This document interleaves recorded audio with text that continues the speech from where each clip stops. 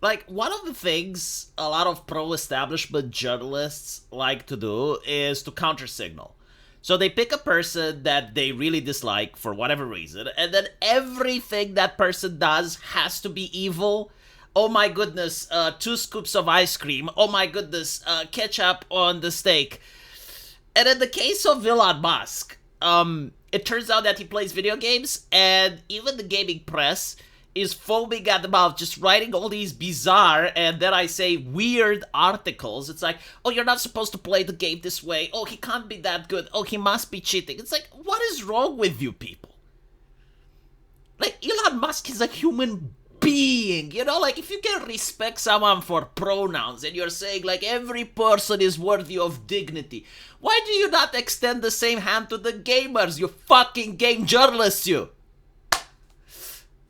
You know, there used to be a time when people were actually happy if a celebrity liked gaming, but not anymore. Now it's like, oh no, he's playing wrong. So it all started with Elden Ring, and they were, oh, this is not the correct build. This is not how you play. Like, shut the fuck up. Back then, you were writing pieces about, oh, the game is too hard. It's too hard. We can't play it. We can't review it. It's too hard.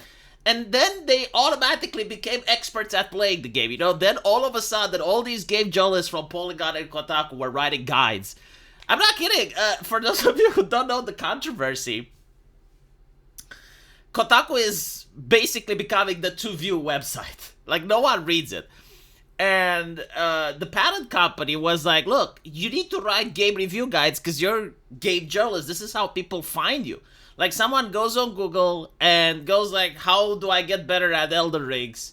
And then you have like IGN, here's 10 ways to improve your build. They click on that, and that generates clicks for the website. That's how people find the gaming websites now and then, because they don't really have like, you know, readers that are loyal and they tune in every day. So they're basically telling Kotaku, you need to write some guides. And they were like, oh, it's too hard. No, we're not doing that. And then they had like 4 or 5 people quitting because they were more interested in mortal busybodying to gamers rather than writing guides. But Elon Musk actually got the game journalists to write guides. Like, this is astonishing. Like him playing Elden Ring, and they were like, well, no, his build is wrong because such and such. Okay. So you can understand how much they cope and see and how much they hate him. Like if he starts playing Doom, I'm thinking that Polygon might actually have a trailer with Doom, or Cuphead, right? Like, Cuphead was the one that Polygon couldn't get past the tutorial. No, Elon Musk seems to be like a geek, you know, a person that likes rockets, space, and plays video games. But, you know, I even saw journalists coping. It's like, he's wasting too much time with video games. If only he would go out in the real world and he would accomplish something. These people are like, look, I understand you want a counter signal, but at least try not to act like you're unhinged. Try not to act like, did I say, weird. So it turns out that Elon Musk is actually good at Diablo. Who knew? In an interview, I think it was with 60 Minutes, he pointed out that he's number 4. No, with Joe Rogan. Pointed out that he's number 4 on the ladder in Diablo. And Joe was like, well, like, really? And it's like, yeah, he's number 4. And he's live streaming this. It's not like he's cheating or anything. Like, people can actually see him do the clears and do the runs, and it's on the internet. He's got like millions of followers. If he was cheating, you would think that some person would point it out. No, the man actually plays the fucking game. And I'll tell you why he is good. I'll tell you my opinion. But anyway, he's playing the game, and now he became the number 1 in the world. And so the journalists who weren't talented enough and failed at getting a job at CNN and actually ended up working for Forbes are now coping and seething. They're coping and seething, and they're writing articles and saying, as of right now, his 1 minute and 56 seconds run is not showing up on the Hell Tides list. Not sure how often that updates. Well, maybe as a game journalist, you should know how often that updates. You can just ask ChatGPT. It's not that fucking hard. But anyway, again, this is why they didn't make it into CNN. Did Elon buy his way here? Did he cheat somehow? Or is he just the world's luckiest RNGer? Maybe, I don't know, this is astonishing. Maybe he's just good at the game. Maybe he's just playing it a lot and he got good. Yeah, I know, game journalist. This is a difficult thing to understand, but you can actually improve at the game. Jesus. I will tell you why Elon Musk is #1. No one fucking plays that slop, okay? It's a fucking miracle that he even likes that woke shit. Like, here's the thing. Blizzard is not the same company it used to be. Alright, they're not into making fun. They're not in making entertainment. They hired all these HR hacks that created a toxic culture of oppression at their company where there's literally no fun allowed. No jokes, no banter. All they do is they lecturing their customer.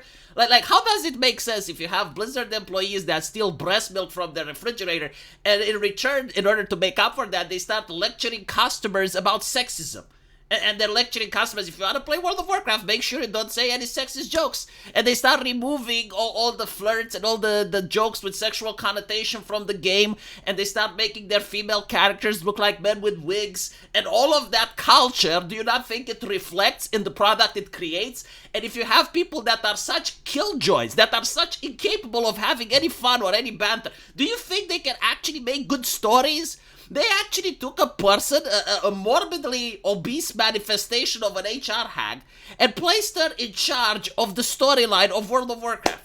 So you have like the best writers in gaming, right? Like people that are talented, that actually created something. And now you put this person in charge who never wrote anything, who never actually published anything of renown, and now all these talented people have to answer to that chucklehead. How much do you think they spent in the company after that? How much do you think they remain? When you have, like, you're one of the world's best writers, and you have to answer to this trash that has no idea on how to write. Like, of course they're killing their talent. Of course they're sapping away every type of person that has any ounce of creativity from that company. So you end up with Diablo 4. No one likes Diablo 4. Look at its player base. Compare it to Path of Exile. Everyone is going to play Path of Exile too. I guarantee you, Elon Musk is going to play Path of Exile too, and he's not going to make it #1 of the ladder. Like, sure, you know, if you play a game where there's no competition, and there's just like few people competing, if you actually try, if you actually are interested in playing it at a competitive level, then yeah, you're going to have an easy time climbing the ladder. It's kind of like, you know, in Counter-Strike, there used to be... Test. And I'm not even taking away from Elon Musk's accomplishment here. Maybe he is good, but I can't tell. You can't tell when it's like 10 people playing the game and he's #1. You know, like if there were 100,000 people playing the game and he was #1, then it would be different. But like right now, it's like, well, I genuinely can't tell if he's a good player or not. But I guess he is, because he's at least putting the effort. Because that's another thing, you know. If you play a video game and you manage to hit gold, you know, like you're playing Age of Empires and you're hitting gold rank, it's not really that impressive. I mean, sure, you know, you're looking at the leaderboard and you're better than 60% of the players. Like, you're already, you know, you're looking as if you're in the top. But when you think about it, there's a lot of people that play without trying to be competitive. Like, they're just playing casually, and they're just making an account, they're playing 1 or 2 matches, they get ranked silver, and they never try, alright?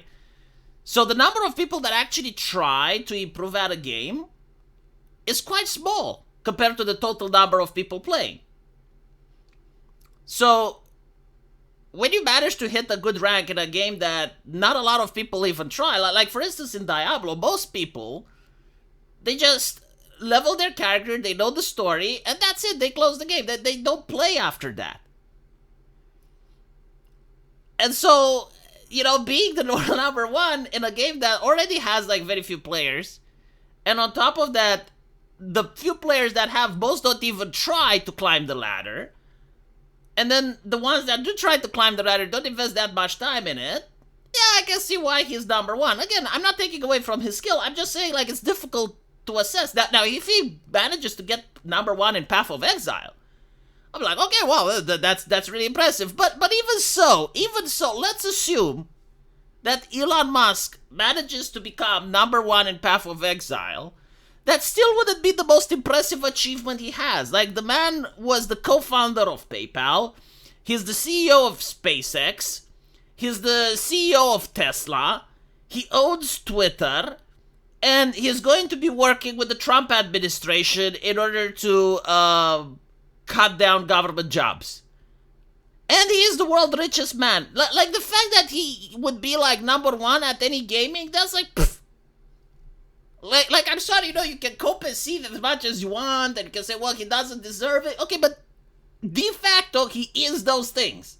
Like, all those accomplishments, any single one of them is exponentially more impressive than the fact, he's #1 on Diablo 4 ladder. God. But yeah, you know what game journalists are saying? If he stopped playing and went outside, then maybe he could become something, right? Just like, this is compensative envy, like you can acknowledge the man's accomplishment. I mean, I'm looking at George Soros, right? I can acknowledge that he is a wealthy business person and he knows how to make money, despite the fact that I dislike his policies. Like, not everything that he does has to be evil. Like, if George Soros was playing a video game and he was like #1 at it, I would be like, well, wow, okay, that's impressive. But I wouldn't be like, is he cheating? Is he buying his way? Is he like... You just look petty if you do that. Anyway, let me know what you guys think. And as usual, I'll see you in the comment section. Take care.